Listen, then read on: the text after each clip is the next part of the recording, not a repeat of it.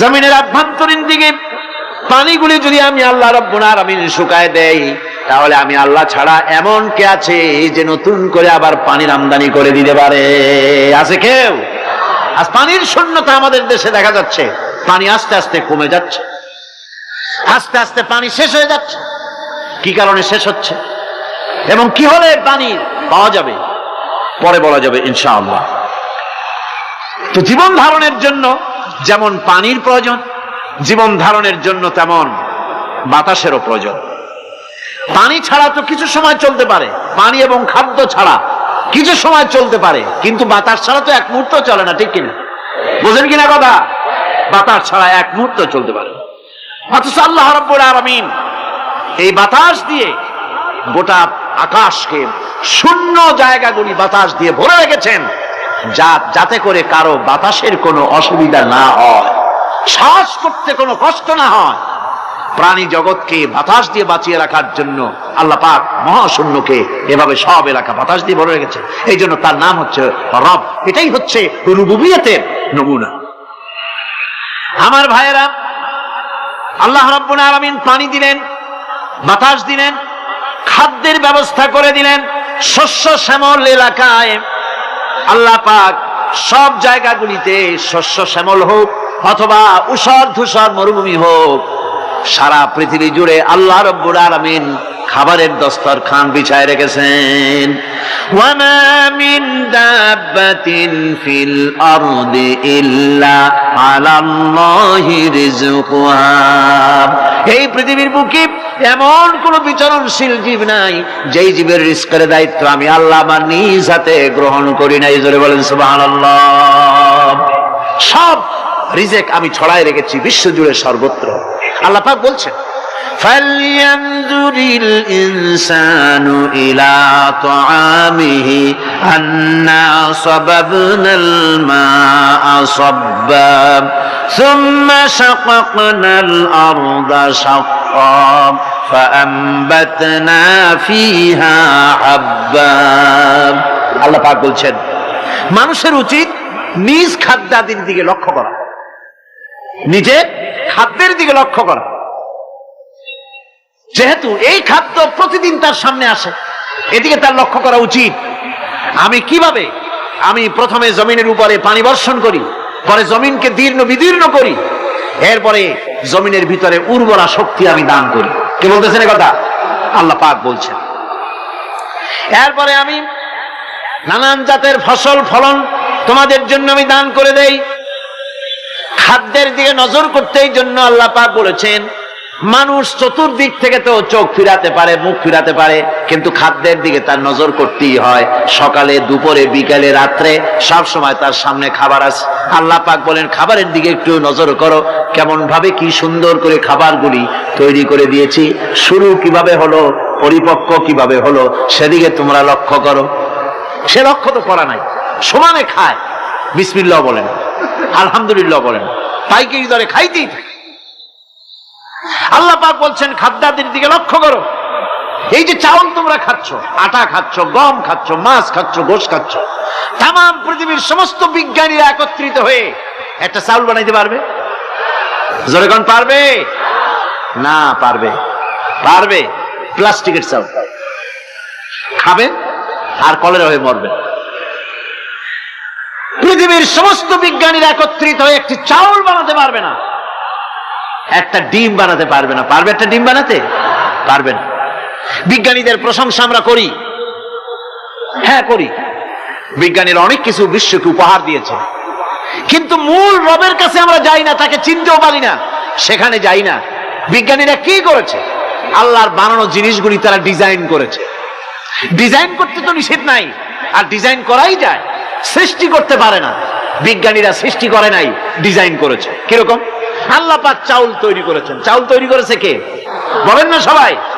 এখন আপনারা সেই চাউল দিয়ে পিঠা বানান, পায়েস বানান, সেই চাউল দিয়ে ভাপা পিঠা, আরো কি যেন খায় চট্টগ্রামে, রস দিয়া, ওটাকে কি কয়?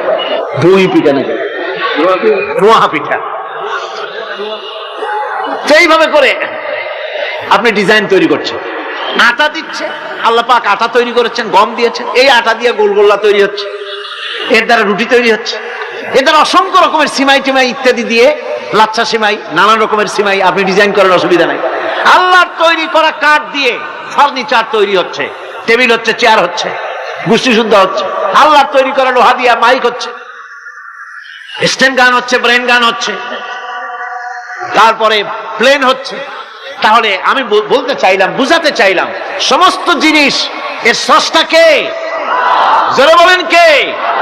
বিজ্ঞান শুধু এগুলিকে এক জায়গায় করে অ্যাসেম্বল করেছে, এগুলিকে এক জায়গায় করে এক একটা রূপ দিয়েছে। এখানে বিজ্ঞানের কৃতিত্ব আছে ঠিক, কিন্তু আপনারাই বলেন, লোহা যদি আল্লাহ তৈরি না করতেন এই মাইক তৈরি হতো? রাইফেল তৈরি হতো? আর রাইফেল যদি নাই হতো তাহলে কারাগারের বন্দীগুলো মারতেন কি দিয়া? রাইফেল যদি না হতো যুদ্ধ করতেন কি দিয়ে? ঠিক কিনা? যত মারামারি ইত্যাদি যা কিছু হচ্ছে, তো শুধু মারামারির জন্যই তো আল্লাহ লোহা বানান নাই। লোহার সবচাইতে বড় প্রয়োজন হচ্ছে জমিন কর্ষণ করা, জমিন চাষ করা। এই জমিন চাষের জন্য লাঙ্গল দরকার, শাবল দরকার, খন্তা দরকার, কোদাল দরকার। এই লোহার দামকেও আল্লাহ পাক এত লোহা বেশি দিয়েছেন, যার জন্য লোহার দাম কম। সোনা কম দিয়েছেন, যেহেতু সোনার প্রয়োজনীয়তা কম। লোহার প্রয়োজনীয়তা বেশি, এই জন্য লোহা বেশি দিয়েছেন, দামটা কমে গেছে, যার জন্য আপনার আমার জন্য কিনে ব্যবহারটা সহজ হয়েছে। কথা ঠিক কিনা? বন্ধুগণ, আল্লাহ রাব্বুল আলামিন এইভাবে করে মানুষের রুবুবিয়াতটা, আল্লাহ পাকের রুবুবিয়াত হচ্ছে এই, তিনি মানুষকে সুন্দর করে সৃষ্টি করে যা কিছু প্রয়োজন সবকিছু খাওয়াচ্ছেন, দিচ্ছেন।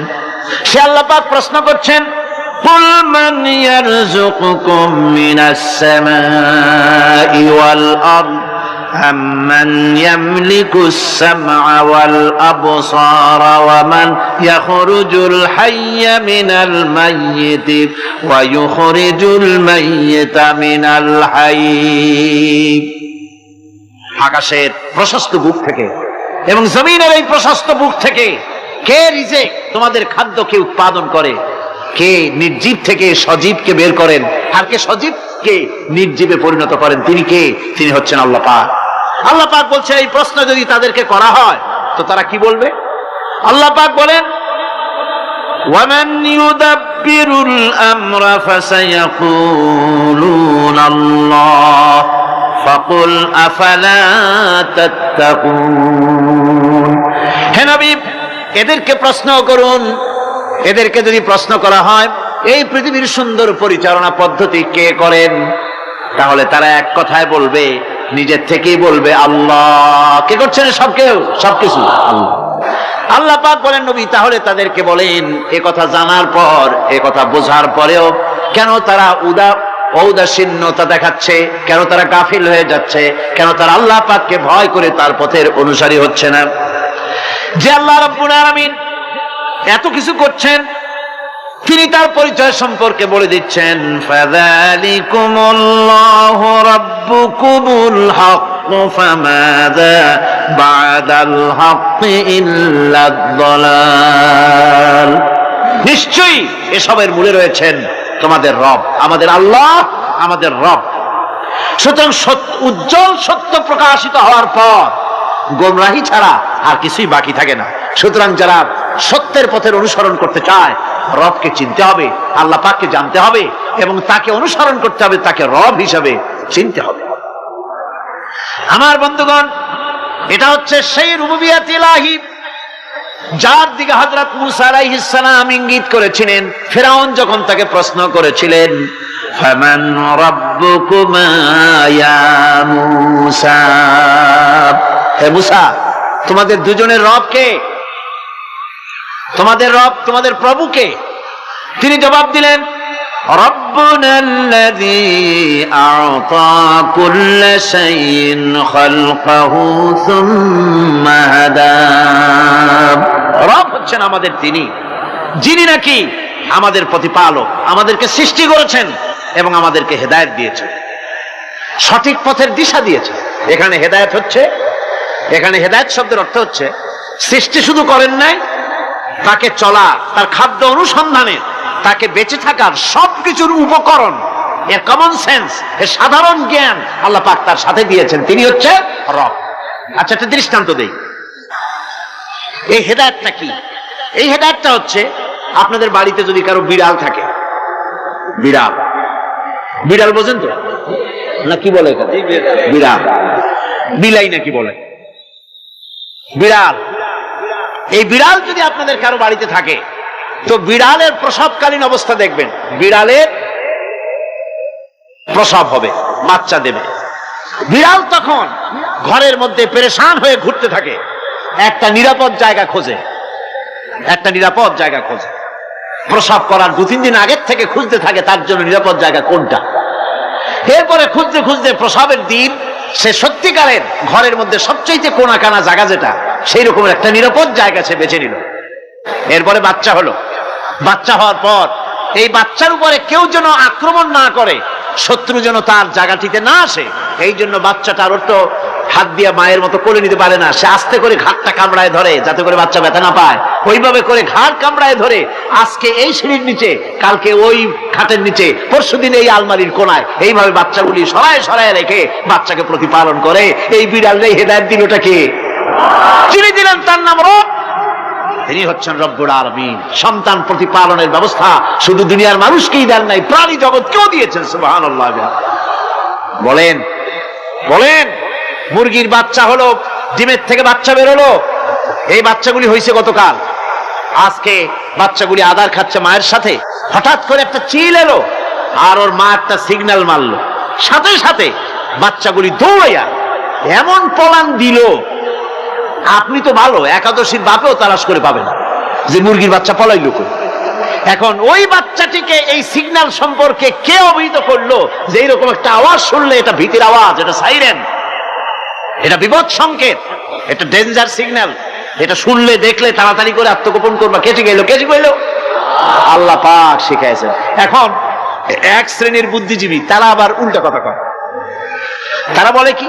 তারা বলে যে মুরগি বাচ্চা, এই বাচ্চা যে দৌড় মারলো, এখানে আল্লাহ এইসব কিছু নাই, নাউযুবিল্লাহি মিন যালিক। তো এখানে কি আছে? কয় যে এখানে বিষয়টা হলো এই যে এই মুরগি আর মোরগ, ওর বাপ মা, এই দুজনের মধ্যে আছে সিলের ভয়, আছে শিয়ালের ভয়। ওই ভয় ওদের মধ্যে ছিল, এই মা বাপের ক্রসের মাধ্যমে বাচ্চা আসছে, কাজে ওই ভয়, বাপের যদি কোনো রোগ থাকে, মায়ের রোগ থাকে, তো এগুলি তো বাচ্চার মধ্যেও ঢোকে। তো ভয় হোক, সুখ হোক, দুঃখ হোক, এই অনুভূতি স্বাভাবিক প্রক্রিয়ার মাধ্যমে বাচ্চার মধ্যে ঢুকছে, আর সিল দেখে আওয়াজ শুনে সে আত্মগোপন করেছে। এইটা আমি পড়িয়া আমি আমার আলোচনা এক জায়গায় বললাম বুদ্ধিজীবীদের উদ্দেশ্যে, যদি সত্যিই তাই হয়, মোরগ আর মুরগি মা বাবার মধ্যেই ভয় আছে বলে বাচ্চার মধ্যেই ভয় ঢুকছে, সেই জন্য সে আত্মগোপন করছে, তাহলে আবার মানুষের ব্যাপারে কথাটা আনি। মানুষেরা সাপের ভয় করে না মহব্বত করে? কথার জবাব দিলে না, যখন তখন মনে হয় আপনারা সাপ বুঝি ভালোবাসেন। সাপ আমরা সকলেই ভয় পাই, মায়ও ভয় পায়, বাবাও ভয় পায়। এই মায়ের গর্ভে সন্তান এসছে, সন্তানের বয়স 2 বছর, 2.5 বছর, ঘরের মধ্যে কেউ ছিল না, ঘরের মধ্যে একটা সাপ আসছে, একটা সুন্দর সাপ, দেখতে সুন্দর, কিন্তু সে সাপে কামড়ালে মানুষ মরে যায়। ওই সাপটা মাথা উঁচু করে ফনা ধরেছে। এই বাচ্চাটা কি সাপ দেখে দৌড় মারবে, না বাচ্চাটা ওই সাপটাকে ধরার জন্য সে এগিয়ে যাবে? কোনটা করবে? এগিয়ে যাবে। তাহলে মা বাপের ভয়, তাদের মা বাপের রক্তের মধ্যে, শিরার মধ্যে সব জায়গায় সাপের ভয়, তার মাধ্যমে বাচ্চা হিসেবে বাচ্চার মধ্যে সাপের মহব্বত হইল, কারণ ভয় হইল না কেন বাচ্চা অবস্থা। সুবহানাল্লাহ। আমার বন্ধুগণ, মুরগির বাচ্চাকে হেফাজত করার জন্য বুদ্ধিমান প্রাণী মানুষ তার কাছে নাই বলে আল্লাহ রব্বুল আলামিন তারে বাচ্চা অবস্থা থেকে বোঝার তৌফিক দিয়েছেন কোনটা ভয়ের আওয়াজ, কোনটা হলো বিপদের আওয়াজ। মানব সন্তানের প্রতিপালন করার জন্য তার মার বাবা আছে বলে ওই রকম করে পশুদের মতো আল্লাহ বানান নাই, তাকে হেফাজত করার জন্য মা বাপ আছে বলে এই দায়িত্ব আল্লাহ পাক মা বাপের উপরে ছেড়ে দিয়েছেন। মা বাপ তাকে হেফাজত করে। রুবুবিয়তের প্রতিপালন, হেদায়েতের এই প্রতিপালন আল্লাহ পাক মানুষকে এভাবে করে তাদেরকে হেদায়েত দিয়েছেন, তার পথের চলার দিশা দিয়েছেন। পিঁপড়ার খাদ্য সংগ্রহের ব্যাপারটা দেখেন, পিঁপড়ার আছে দারুণ ঘ্রাণ শক্তি। কোথায় খাবার? 5 তলায় আপনি মিষ্টি খাচ্ছেন, রসগোল্লা থুয়ে দেন, তারপরে দেখেন কোন জায়গায় দিয়ে পিঁপড়া এসে জন্মের খাওয়া খায়, ঠিক কিনা? দেখেন তার কত তীব্র ঘ্রাণ শক্তি, সেখানে চলে যাচ্ছে। তাকে হেদায়েত দেওয়া হয়েছে, তাকে ঘ্রাণ শক্তি দেওয়া হয়েছে। চিল শকুন, ঈগল কোথায় থাকে বোঝেন না? মহাশূন্যে 3 থেকে 3.5 মাইল উপরে শকুন, বাজ, ঈগল উঠতে থাকে। খাবে কি? ওখানে তো তার খাবার ছড়ানো নেই। আল্লাহ হচ্ছেন এমন রব, আমাদের স্রষ্টা হচ্ছেন এমন রব, যিনি ওই চিল বা হাজার শকুন মহাশূন্যে যেগুলি উড়ে বেড়ায়, ওদের আল্লাহ পাক এমন তীব্র দৃষ্টি শক্তি দান করেছেন, 3 মাইল উপর থেকেও ছাগল মুরগি মরা দেখলে ওখান থেকে এসে ঝাঁপায় পড়ে তা খেতে পারবে। তাকে দেওয়া হচ্ছে দৃষ্টিশক্তি।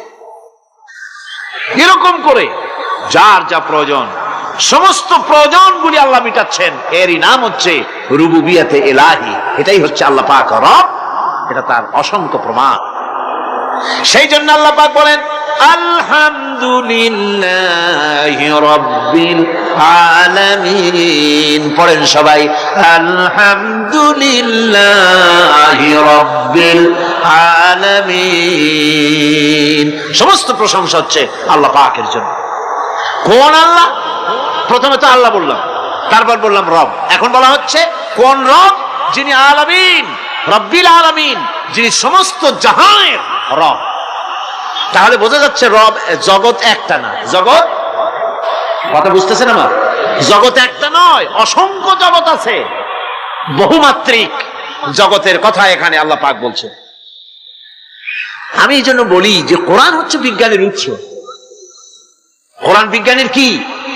বিজ্ঞানের আবিষ্কার যত বাড়বে, বিজ্ঞান চিরটা কাল কোরআনের কাছে ভিক্ষার হাত দিয়ে এতিমের মতো দাঁড়ায় থাকবে কিয়ামত পর্যন্ত। আজ পৃথিবীর বিজ্ঞানীরা বলছে জগৎ সম্পর্কে, আমরা মনে করছি পৃথিবীটাকে, আমাদের কাছে জগৎ 2টা। কয়টা জগৎ? একটা জগৎ হলো এইটা, ইহজগৎ আর পরজগৎ, এছাড়া আর কিছু জানি না। এই 2টাই জগৎ আমাদের কাছে। এখন দেখেন বিজ্ঞানীরা কি বলছে। বিজ্ঞানীরা বলছেন সৌরজগতে শুধু আমাদের সৌরজগৎটাই শেষ না, অসংখ্য সৌরজগৎ আছে মহাশূন্যে, অসংখ্য সৌরজগৎ। পৃথিবীর প্রতি 4 বিলিয়ন মানুষ যদি এক একটা সৌরজগৎ দখল করে,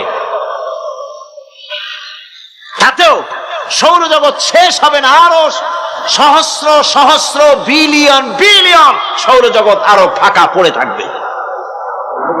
এত সৌরজগৎ আল্লাহ সৃষ্টি করেছেন। এই মহাশূন্যে বহুমাত্রিক জগতের কথা আল্লাহ পাক এখানে বলেছেন। এই পৃথিবী একটা জগৎ, এই মাটির তলে আছে আর এক জগৎ, সমুদ্রের ভিতরে আছে পানির তলার আর এক জগৎ।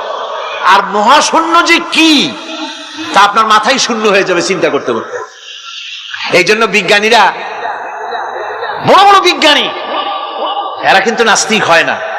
বর্তমান বিজ্ঞানীরা চিন্তা করে গবেষণা করে খেই হারিয়ে ফেলছে মহাশূন্যকে দেখে। যেখানে আছে গ্যালাক্সি, যেখানে আছে মিল্কি ওয়ে, যেখানে রয়েছে অসংখ্য তারকা, এই পৃথিবীটা মহাশূন্য আল্লাহ যেভাবে তৈরি করেছেন, সেই তুলনায় এই পৃথিবী একটা মার্বেলের চাইতে খুব বেশি একটা বড় কিছু হয় বলে মনে হয়। পৃথিবী যদি হয় একটা মার্বেলের মতো, তাহলে আমরা যে মানুষ, আমাদের অস্তিত্ব কোথায় চিন্তা করেন। এবার মহাশূন্যে চলেন, মহাশূন্য সে কি বিশাল মহাশূন্য। একটা তারকা থেকে আর একটা তারকায় যদি যেতে হয়, তাহলে সহস্র সহস্র বিলিয়ন বছরের দরকার হবে। কি বছর? এ দুনিয়ার বছর না, আলোকবর্ষ, লাইট ইয়ার। আলো চলে প্রতি সেকেন্ডে কত? 1,86,000 মাইল। এই 1,86,000 মাইলের সেকেন্ড, এর মিনিট, এর ঘন্টা, এর দিন, এর মাস, এর বছর, এই আলোকবর্ষ। সহস্র সহস্র আলোকবর্ষ পার হয়ে যাবে এক তারকা থেকে আর এক তারকায় পৌঁছানো সুকঠিন। এ ধরনের অসংখ্য তারকা আল্লাহ পাক তৈরি করে রেখেছেন। সূর্য হচ্ছে পৃথিবীর চাইতে 13 লক্ষ গুণ বড়। এরকম সূর্য বিজ্ঞানীরা এখন বলছে, আগে বলতো 1 কোটি সূর্যের চাইতে বড় তারকা, এখন বলতেছে এই রকমের পৃথিবীর চাইতে 13 লক্ষ বড় যে সূর্য, এরকম 3 কোটি সূর্য খাইয়ে ভালাইতে পারে। এরকম সহস্র সহস্র তারকা এক একটা গ্যালাক্সির ভিতরে আল্লাহ পাক তৈরি করে গেছে। এখন মনে হচ্ছে যে এই তারকাগুলি বড় না, এই তারকাগুলির চাইতো আবার বড় জিনিস কি, সেটাকে বলা হয় ব্ল্যাক হোল। সেটাকে বলা হয় ব্ল্যাক হোল, অন্ধকার কূপ। ব্ল্যাক হোল আবার ম্যানহোল বুঝবেন না, কিন্তু ম্যানহোলের ঢাকনা চুরি হয় যেমন। তবে একটা দৃষ্টান্ত আপনি বুঝতে পারেন, রাস্তায় রাস্তায় যেমন অসংখ্য ম্যানহোল আছে, ওই রকম করে মহাশূন্যে অসংখ্য ব্ল্যাক হোল আছে, একটা দুইটা না, অসংখ্য। এই ব্ল্যাক হোল আবার দেখা যায় না, অদৃশ্য ব্ল্যাক হোল। এই ব্ল্যাক হোলগুলো কি?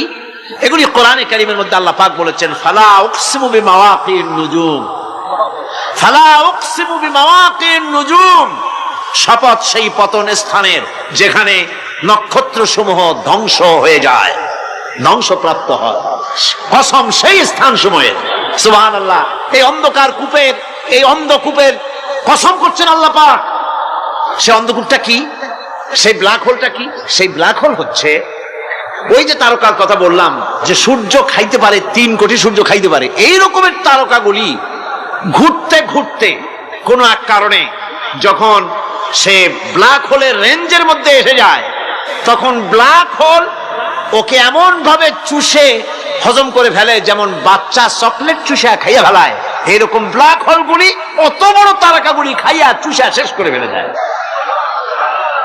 সুবহানাল্লাহি বিহামদিহি। বিজ্ঞানীরা বলেছেন, আমাদের এই পৃথিবীটা, আল্লাহ না করুন কখনো, আমাদের এই পৃথিবীটা যদি কোনো ব্ল্যাক হোলের আওতায় পড়ে, ওর রেঞ্জে আসে, তাহলে মাত্র 2 সেন্টিমিটারের মধ্যে পৃথিবীটা তার ঘনত্ব লাভ করে ব্ল্যাক হোলের মধ্যে অদৃশ্য হয়ে যাবে, হারায় যাবে, অস্তিত্ব থাকবে না। আল্লাহ পাক, আশ্চর্য লাগে আমার, বিজ্ঞানের বইপত্র যখন পড়ি আমার কাছে আশ্চর্য লাগে, 1400 বছর আগে নবী কোন বিজ্ঞানাগারে পড়াশোনা করেন নাই, কোন সায়েন্স নিয়ে রিসার্চ করেন নাই, সেই নবীর মুখ থেকে এমন বিজ্ঞানময় কোরআন আল্লাহ বের করালেন যে আজকের পৃথিবীর মডার্ন যুগের বিজ্ঞানীরা কোরআনের কাছে এতিম হয়ে দাঁড়ায় আছে।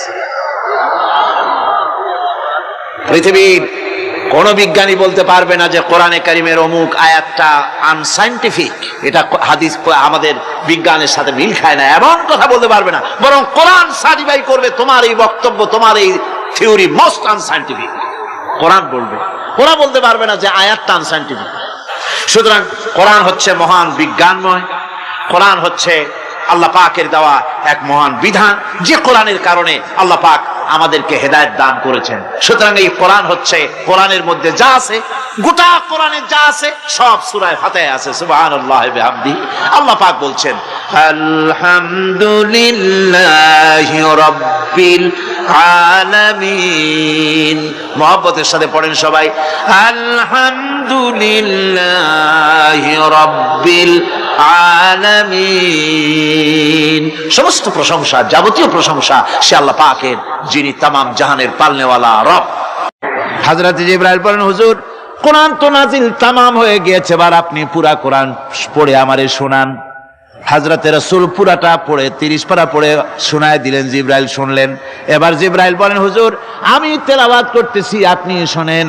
হযরত জিবরাইল 30 পারা পড়লেন, হুজুর শুনলেন।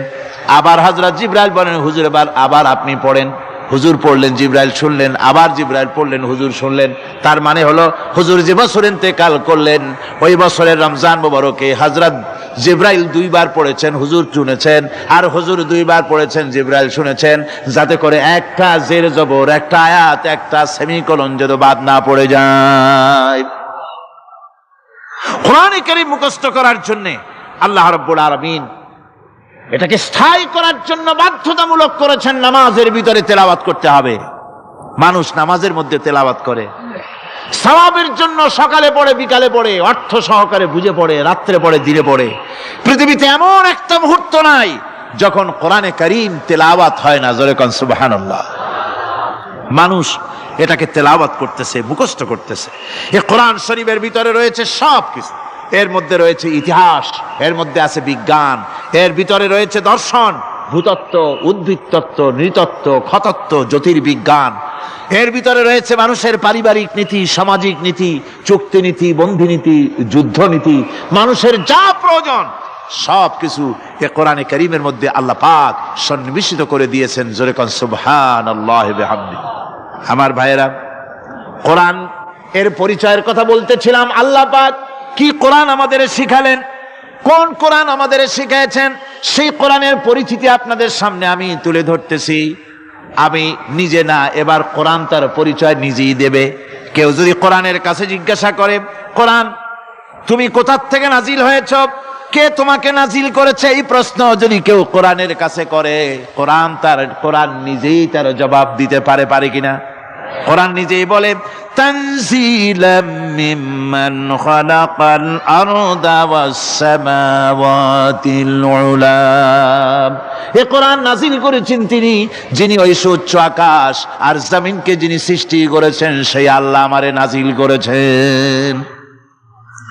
কোরআনের কাছে কেউ যদি প্রশ্ন করে, ও কোরআন, এই পৃথিবীতে নাজিল হওয়ার আগে তুমি কোথায় ছিলে, কেউ যদি প্রশ্ন করে, কোরআনে কারীম নিজে নিজের পরিচয় শোনায়, আমি কোথায় ছিলাম শোনো। বাল হুয়া কুরআনুম মাজিদুন ফি লাউহিম মাহফুজ। বরং এই কিতাব অতীব মর্যাদা সম্পন্ন সুরক্ষিত ফলকে লিপিবদ্ধ ছিল, আমি ছিলাম লোহে মাহফুজে, সেখান থেকে এসেছি। যদি কেউ প্রশ্ন করে, কোরআন কি, কোরআন তুমি কার উপরে অবতীর্ণ হয়েছ, জবাব কোরআন নিজেই দেয়, ওয়া আমিনু বিমা নুজিলা আলা মুহাম্মাদ ওয়া হুয়াল হাক্কু মির রাব্বিহিম। ঈমান আনো সেই জিনিসের উপরে যেটা মুহাম্মদ সাল্লাল্লাহু আলাইহি ওয়াসাল্লামের উপর অবতীর্ণ হয়েছে। আবার অন্য আয়াতেও জবাব পাওয়া যায়, তাবারাকাল্লাযী নাযালাল ফুরকানা আলা আবদিহি লিয়াকুনা লিল আলামিনা নাযীরা। অতীব বরকতপূর্ণ মহান সত্তা সেই আল্লাহ রাব্বুল আলামিন, যিনি তার বান্দার পরে ফুরকান অবতীর্ণ করেছেন। সুবহানাল্লাহ বিহামদি। কোরআনের নাম আমি বলেছিলাম শুধু কোরআন নয়, অনেক নাম আছে। কোরআনের আরেক নাম ফুরকান। কোরআনের আরেক নাম কি? আল ফারকু বাইনাল হাক্কি ওয়াল বাতিল। কোরআন হচ্ছে সেই মহাসত্য যা মিথ্যা এবং সত্যের মধ্যে পার্থক্য সূচিত করে, মঙ্গল এবং অমঙ্গলের মধ্যে পার্থক্য সৃষ্টি করে, যা সত্য এবং মিথ্যার মধ্যে তাফরিকা সৃষ্টি করে, সত্যকে মানুষকে বুঝিয়ে দেয়। তার নাম হচ্ছে ফুরকান। এবার যদি প্রশ্ন করা হয়, ও কোরআন, বুঝলাম তুমি লোহে মাহফুজে ছিলে, বুঝলাম তুমি নবীজির উপরে নাজিল হয়েছো, এবার বলো তুমি কোন মাসে নাজিল হয়েছো, তুমি তো আসছিলা প্রথম, কোন মাসে নাজিল হয়েছো?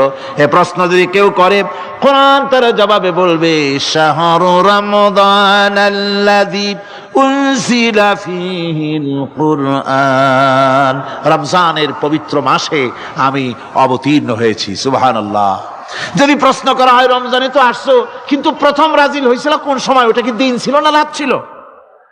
কোরআন তার জবাবে বলে, ইন্না আনজালনাহু ফি লাইলাতিল কদর। কদরের পবিত্র রাতে আমি এই পৃথিবীতে আমার আগমন ঘটেছিল। যদি প্রশ্ন করা হয়, বুঝলাম সবই, কেন নাজিল হয়েছে তুমি, এই পৃথিবীতে তোমার আসার উদ্দেশ্য কি, মূল কাজটা কি, এই প্রশ্ন যদি করা হয়, কোরআনে কারীম তার জবাবে বলে, শোনো কেন এসেছি। লিতুখরিজান নাসা মিনাজ যুলুমাতি ইলান নূর। আমার মিশন হচ্ছে গোটা বিশ্ব মানবতাকে পুঞ্জীভূত জমাট বাঁধা অন্ধকারের ভেতর থেকে টেনে বের করে আলোর সন্ধান দিতে, আলোর দিকে আনার জন্য আমি কোরআন নাজিল হয়েছি। গোটা পৃথিবীর মানুষ আছে অন্ধকারের ভিতরে। কিসের মধ্যে? অন্ধকার কি? অন্ধকার হচ্ছে পুঁজিবাদ, অন্ধকার সমাজতন্ত্র, অন্ধকার ধর্ম নিরপেক্ষতাবাদ, অন্ধকার জাতীয়তাবাদ। মানুষের তৈরি করা যত মতবাদ সব কি? জোরে কোন, সবগুলি কি?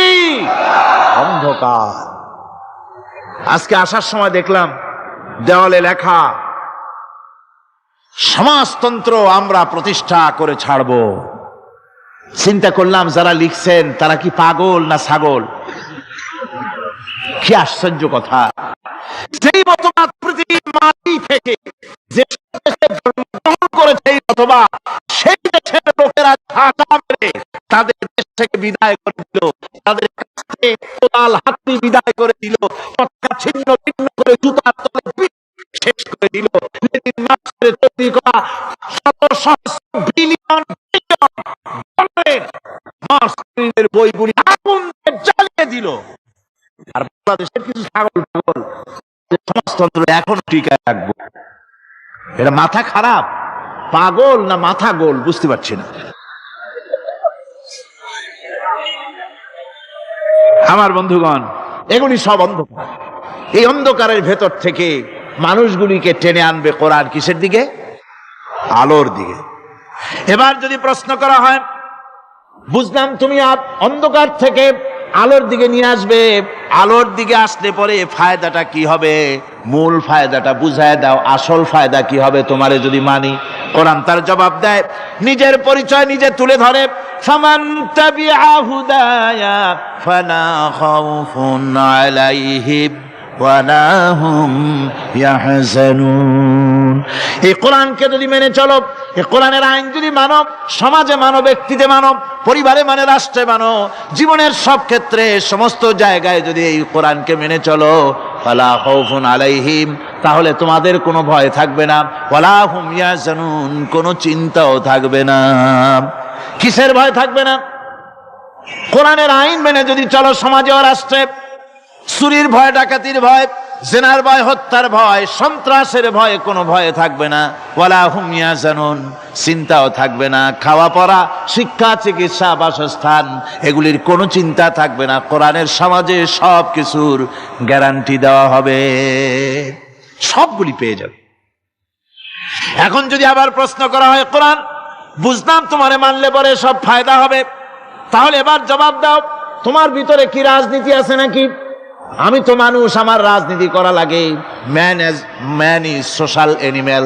আমরা তো জঙ্গলের পশু নই, আমরা তো মানুষ।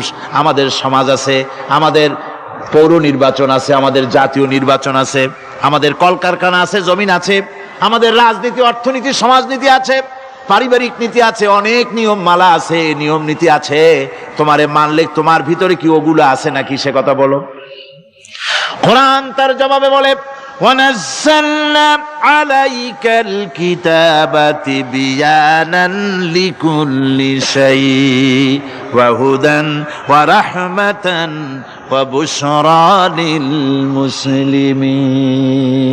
কোরআন জবাবে বলে, শুনে রাখো, শুধু অর্থনীতি সমাজনীতি নয়, শুধু রাজনীতি আর শিক্ষানীতি, যুদ্ধনীতি নয়, তোমার জীবনে যা কিছু দরকার, ইহকালে যা কিছু দরকার, পরকালে, সব কথাগুলি আল্লাহ রব্বুল আলামিন আমি কোরআনের সিনার ভিতরে খুলে খুলে বর্ণনা করে দিয়েছেন। সব কথা এ কোরআনে কারীমের ভিতরে রয়েছে। তোমার এমন কোনো জিনিস নাই যা তুমি কোরআনে কারীমের মধ্যে পাবে না। তোমার সমস্ত প্রয়োজন আমার বুকের মধ্যে আল্লাহ দিয়ে দিয়েছেন। বিজ্ঞান আছে, দর্শন আছে, ইতিহাস আছে, সব আছে এর মধ্যে। তবে কোরআনের মধ্যে বিজ্ঞান আছে বলে আমি এটাকে বিজ্ঞানের কিতাব বলবো না, দর্শন আছে বলে দর্শনের কিতাব আমি বলবো না, রাজনীতি আছে বলে কোরআনকে আমি রাজনীতির কোনো কিতাব বলবো না।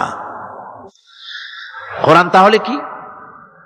কোরআন হচ্ছে অর্থনীতি, সমাজনীতি, রাজনীতি, পারিবারিক নীতি, মানুষের জীবনের যা কিছু প্রয়োজন, সমস্ত নীতি মালার নীতি গ্রন্থের নাম হতেছে কোরআনে কারীম। সমস্ত নীতিমালার নীতি গ্রন্থ কোরআন। এখানে রয়েছে সব কিছুর উৎস, যেটা গ্রহণ করলে পরে মানুষ আরামে থাকতে পারবে। অমুসলিম নাগরিক বৃন্দ তাদের নাগরিক মর্যাদা পাবে। মুসলমান, কৃষক, নারী, চিকিৎসা, কৃষিবিদ, সাধারণ মানুষ, রং, বর্ণ, ভাষা নির্বিশেষে গোটা মানব সভ্যতা আরামে বাস করতে পারবে। পশু পাখিও আরামে থাকবে, গাছপালাও আরামে থাকবে, যেহেতু নির্দেশ হয়েছে বিনা প্রয়োজনে গাছের পাতাটিও ছিঁড়ো না। ইসলামের সমাজ যদি চালু হয়, গাছেরাও আরাম পাবে, পাহাড়ও আরাম পাবে। চট্টগ্রামের লোকেরা যেভাবে পাহাড় কাটা আরম্ভ করেছে, এটা বড় দুঃখজনক। জুমলায় মোতারেজা একটা বলে দিলাম, অপ্রাসঙ্গিক হলেও জরুরি কথা। আপনারা পাহাড় কাটতেছেন না, আপনাদের নিজেদের পায়ে নিজেরা কুড়াল মারতেছেন। খবরদার পাহাড় কাটবেন না। আল্লাহর প্রকৃতির ভারসাম্য আপনারা নষ্ট করছেন বলে ওজোন স্তরে ফাটল ধরেছে। তা রিপেয়ার করার জন্য আজকে বিশ্বের সব বিজ্ঞানীরা হতাশ হয়ে গিয়েছে, পাগল হয়ে গেছে। কেমনে এই ওজোন স্তরের ফাটলকে রিপেয়ার করব? ওজোন স্তরটা কি? ওজোন স্তর হচ্ছে, সুবহানাল্লাহ, আল্লাহর যে কত দয়া।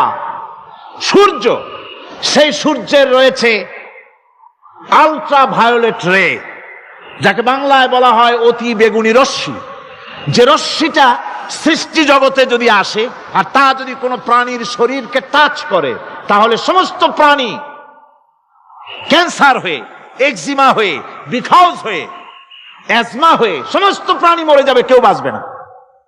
মারাত্মক রশ্মি। সেই রশ্মিটা যাতে সৃষ্টি জগৎকে টাচ করতে না পারে, সেজন্য আল্লাহ পাক একটা ওজোন স্তর তৈরি করেছেন। ওখানে এসে ওটা বাধাপ্রাপ্ত হয়, পৃথিবীর মাটিতে আসে না। যা কিছু পৃথিবীর মানুষের জন্য, পৃথিবীর জন্য কল্যাণকর, সেগুলি সূর্য থেকে আসতে থাকে। সুবহানাল্লাহি ওয়া বিহামদিহি। যেটা ক্ষতিকর সেটা আল্লাহ পাক আটকায় রাখেন। এখন সেই ওজোন স্তরে ফাটল ধরলো। কেমনে ফাটল ধরলো? ফাটল আপনি আমি ধরাইছি। আপনি বলবেন যেটা কেমন কথা, আমি তো ওইখানে যাই নাই, আমি ফাটল ধরাইলাম কেমনে? ওই যে সেই আপনার প্রাইমারি স্কুলে ভিজিট করতে গিয়েছিলেন ইন্সপেক্টর, তারপরে প্রাইমারি না হাই স্কুল ভিজিট করতে গেছে, যায়া জিজ্ঞেস করছে ছেলেরা কি পড়ছো? বল ইতিহাস। ঠিক আছে, ইতিহাস থেকেই প্রশ্ন করব, বলতো চীনের প্রাচীর কে ভেঙেছে? ছেলেরা জবাব দিচ্ছে, তুমি বলো, তুমি বলো। কেউ বলছে না। বেঞ্চের কোনা যে ছেলেটি, সে বলছে সর্বনাশ, কেউ যখন স্বীকার করে না, এটা তো আমার মাথায় আসবে। সব শেষ ইন্সপেক্টর তাকে বলছে, তুমি বলো তো কে ভেঙেছে চীনের প্রাচীর? কয় স্যার, গ্রামে আমার দুষ্টমির যথেষ্ট বদনাম আছে, কিন্তু চীনের প্রাচীর ভাঙার মতো দুষ্কর্ম আমি করি নাই। ইন্সপেক্টর খুব রেগে গেলেন, মাস্টারের দিকে তাকালেন, এই বুঝি আপনার ইতিহাস পড়ানো? মাস্টার ইন্সপেক্টরের বিরক্তি ভরা মুখ দেখে বলছেন, স্যার রাগ করবেন না, এসব ছাত্র তো আমার, ওদের অবস্থা তো আমি জানি। আপনি আসছেন ঢাকা থেকে, আপনি জানবেন কি? আমি হলপ করে বলতে পারি আমার ক্লাসের কোন ছাত্র চীনের প্রাচীর ভাঙে নাই। ইন্সপেক্টর রাগ হইয়া চলে গেছে হেডমাস্টারের রুমে, যায় বলছে যে আমি আপনার স্কুলের গ্রান্টকে আমি নাকচ করে দেব, মঞ্জুরি আমি ক্যান্সেল করে দেব। কেন? এই অবস্থা। হেডমাস্টার বলছে, স্যার রাগ করবেন না, আপনার জন্য কিছু টাকা পয়সাও রাখছি হাদিয়া, বড় একটা চর্বিযুক্ত খাসিও জবাহ করা হয়েছে, পুকুর থেকে রুই মাছ তোলা হয়েছে। তারপরেও আমার ছাত্ররা, টিচাররা বলার পরেও যদি আপনার সন্দেহ হয়ে থাকে যে আমার ছাত্ররাই ভাঙছে, তো ওই আপনি অসন্তুষ্ট হবেন না, রাগ করবেন না। স্যার ওই প্রাচীর ভাঙতে যা খরচ লাগে আমি কিছু খরচ দেবো, তো আপনি রাগ করেন না।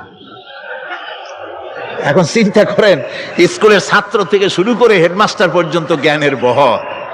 তো বলতেছিলাম, আপনি আমি ওজন স্তরে ফাটল ধরিয়েছি, তার অর্থ এই নয় যে আপনারা গিয়ে ওখানে কুড়াল মারিয়ে ওটারে ভাঙছেন। তাহলে ওটা কি হয়েছে? কোরআনে কারিমে রব্বুল আলামিন বলেন, ওয়ামা আসাবাকুম মিন মুসিবাতিন ফাবিমা কাসাবাত আইদিকুম ওয়া ইয়াফু আন কাসীর। যত বিপদ তোমাদের উপর আরোপিত হয়, সমস্ত বিপদ তোমাদের দুই হাতের কামাই করা। কে বলছেন? আল্লাহ পাক। ওজন স্তরে ফাটল ধরেছে, এটা বিপদ, বিশ্বের সমস্ত মানব সভ্যতা সৃষ্টি জগতের জন্য বিপদ। এই বিপদের জন্য দায়ী পৃথিবীর মানুষ। কিরকম? সেটা হচ্ছে গাড়ির পেছন থেকে যে কালো ধোঁয়া বের হয়, কল কারখানার চিমনি থেকে যে কালো ধোঁয়া বের হয়, এই কালো ধোঁয়াগুলি, তারপরে সমস্ত কেমিক্যাল উইপেন সেগুলি যে টেস্ট করা হয়, তার রিয়াকশন ইত্যাদি, এই কালো ধোঁয়া এবং সমস্ত মারণাস্ত্রগুলি এক্সপেরিমেন্ট করার সমস্ত এই রিয়াকশনগুলি সবগুলি গিয়ে ওই ওজন স্তরে ফাটল ধরিয়ে দিয়েছে। আস্তে করে পাতলা হয়ে এটা ফেটে গিয়েছে, অতি বেগুনি রশ্মি আসা শুরু করেছে। এটাকে বন্ধ করার জন্য বিজ্ঞানীরা আজ মরিয়া হয়ে গিয়েছে। ইনশাআল্লাহ আল্লাহ পাক তার বিজ্ঞানীদের মানুষের মাথায় বুদ্ধি এনে দিবেন, রিপেয়ারও হয়ে যাবে ইনশাআল্লাহ। সবাই বলেন ইনশাআল্লাহ। তাহলে বললাম কেন এ কথাটা? এই জন্য বললাম যে কোরআনে কারীমের মধ্যে আল্লাহ রাব্বুল আলামিন সব কথা বলে দিয়েছেন, কোনো কথা বাদ রাখেন নাই। পাহাড়গুলি ভেঙে আমরা ক্ষতি করতেছি, গাছগুলি কেটে আমরা ক্ষতি করতেছি, প্রকৃতির ভারসাম্য নষ্ট করে দিচ্ছি, ফলে সমুদ্রের পানি স্ফীত হচ্ছে, ভূমিকম্প বাড়তেছে, ঘূর্ণিঝড় হচ্ছে, টর্নেডো হচ্ছে, পৃথিবী বিধ্বস্ত হয়ে যাচ্ছে, ক্লাইমেটের পরিবর্তন আসছে। আজকে পৌষ মাস, এটা কি মাস? কত তারিখ? দেখেন বাংলা ভাষাকে কত মহব্বত করি। যদি বলি আজকে ডিসেম্বরের কত তারিখ, গড় গড় করে মুখস্থ হয়ে যাবে।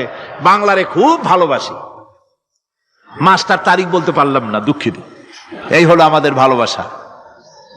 আজকে পৌষ মাসের অর্ধেকও শেষ হয়ে যাচ্ছে, অথচ মনে হচ্ছে শীত যেন তার শ্বশুর বাড়ি বেড়াতে গেছে। এই যে অবস্থা, এই অবস্থা শুধু বাংলাদেশে নয়, গোটা পৃথিবীতে ক্লাইমেটের একটা বিরাট পরিবর্তন আসতেছে, একটা বড় রকমের পরিবর্তন আসতেছে। এর কারণ হচ্ছে এই পৃথিবীর মানুষেরা নিজেরাই প্রকৃতির ভারসাম্যকে নষ্ট করে দিয়েছে। এই ভারসাম্য নষ্ট হওয়ার কারণে আবহাওয়ার পরিবর্তন হচ্ছে, সামুদ্রিক জলোচ্ছ্বাস বাড়তেছে, ভূমিকম্প, আগ্নেয়গিরি ইত্যাদি হচ্ছে এবং পৃথিবীর মানুষ বিধ্বস্ত হচ্ছে। বলতেছিলাম, এই কোরআনে কারীমের মধ্যে আল্লাহ পাক সব কথা বলে রেখেছেন। যদি জানতাম, বুঝতাম, তাহলে এই অবস্থার সৃষ্টি হতো না।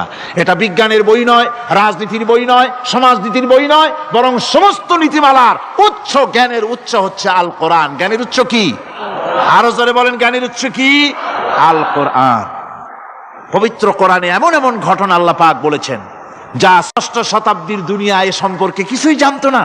অবশ্য কিছু কিছু ঘটনা ইহুদিদের কিতাবে অতিরঞ্জিত আকার এবং বিকৃত অবস্থায় এসেছে, কিন্তু কোরআনে কারীম দুনিয়ার মানুষকে আদম সৃষ্টি, নূহের বন্যা, তারপরে মুসা আলাইহিস সালাম ফেরাউনের ঘটনা, ইব্রাহিম আলাইহিস সালামের নমরুদের ঘটনা এবং ইউসুফ আলাইহিস সালামের কাহিনী সবগুলিকে সুন্দর করে কোরআন শরীফ উপস্থাপনা করেছে রাসূলের মাধ্যমে, যা পৃথিবীর ইতিহাসে কেউ জানতো না। সেগুলি আল্লাহ পাক জানাইছেন কিভাবে?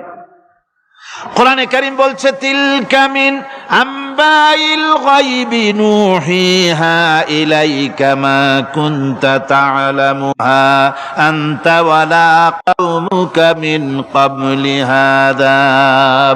এ হলো সব অজ্ঞাত ঘটনা।